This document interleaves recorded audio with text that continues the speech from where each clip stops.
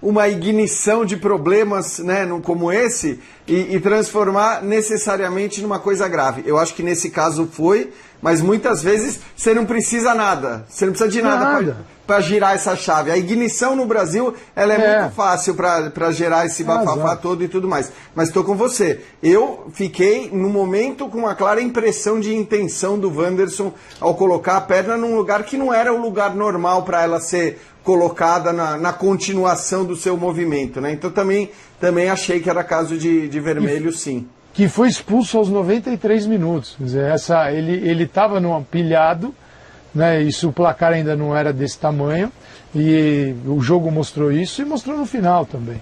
Então, assim, eu não curto. O pênalti. Mas só um segundo, Calçade. Só para concluir, e nesse lance não teve amarelo para absolutamente ninguém, né? Esse lance em que o Wanderson não teve amarelo, não teve nada. Isso nem é o mais surpreendente. A bola no chão e vambora. Isso é o mais surpreendente. Saiu tudo 0-0, não aconteceu nada. Foi vocês que viram, eu não vi nada. Ali foi lamentável. O VAR também, se fosse um lance para cartão vermelho, não se olhou dessa forma. O placar do jogo afastou uma conversa que poderia tomar horas do Linha. Assim, o torcedor do Grêmio não curtiu muito, né, obviamente, né, mas o do Flamengo sim, que era a expulsão do Isla, né, poderia consumir horas e horas do linha de passe, se era lance para um outro amarelo, se ele poderia deixar passar, porque é o seguinte, né, um árbitro que não viu nada neste lance, né, nessa confusão aí, sai todo mundo do jeito que entrou, sem amarelo, aí ele consegue expulsar o jogador lá atrás. Então, assim, em alguma decisão aí ele errou. Ou ele errou nessa ou errou na outra. Ele não pode ter acertado nas duas.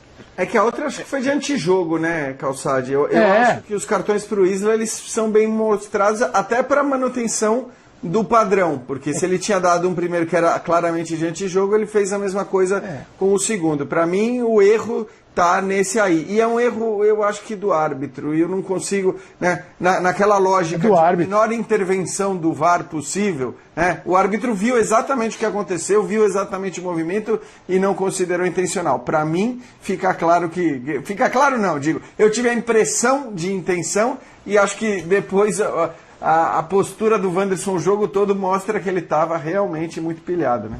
Eu gostei muito que o Jean falou a palavra padrão. Eu acho isso muito interessante nesse lance, porque, em primeiro lugar, só para opinar rapidamente, se não tem intenção não é nada, se tem intenção é vermelho. Eu acho que o jogador teve intenção, eu concordo com o Jean, concordo com o Calçade, para mim era lance de expulsão. Mas o padrão no futebol brasileiro pede, e nós discordamos desse padrão, o Jean eu sei que discorda, o Calçade também, o Pedro também, já falamos disso aqui várias vezes, é de intervir constantemente na partida. Esse é o padrão do futebol brasileiro, e assim foi na Copa do Brasil até a fase anterior. E nós estamos no mesmo campeonato.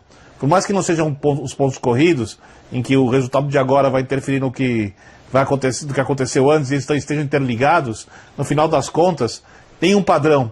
E esse padrão é o padrão que o jogador está acostumado, é o padrão que a gente está acostumado, e que ele tem que mudar. Mas a partir do ano que vem, antes do próximo torneio começar, você não muda critérios de arbitragem no meio de uma competição. Isso é uma loucura. A não ser que você tenha avisado todo mundo tenha dito ok, vamos mudar o critério.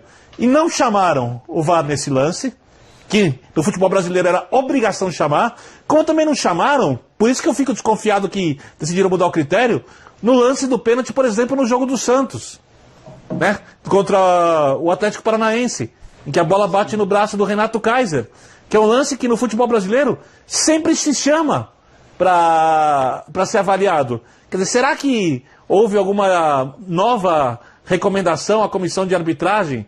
Se houve, né, olha esse lance, por exemplo, esse lance é um lance que se o juiz não gesticula, que a bola bateu no braço e ele considerou normal, esse é um lance que tem que voltar. Tá? Tem que ser olhado. E aqui no Brasil, mesmo quando gesticula, eles olham.